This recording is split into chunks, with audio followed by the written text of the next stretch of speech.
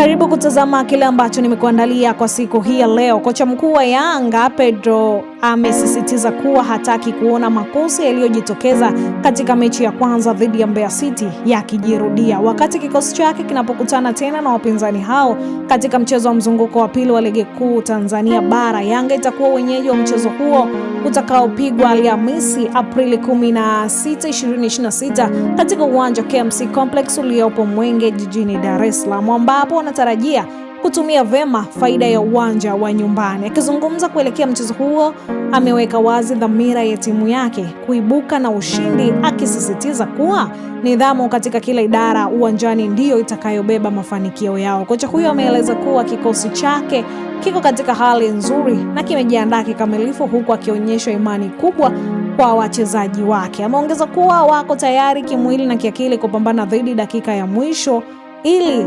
kuhakikisha wanapata matokeo chanya. Pamoja na kujiamini huko, kocha amesema hakutakuwa na dharura yoyote, lakini ubora utaonekana, akisisitiza kuwa mchezo huo hautakuwa mwepesi. Si mechi rahisi, lakini tuna sababu ya kujiamini kutokana na kiwango chetu cha sasa kwenye ligi.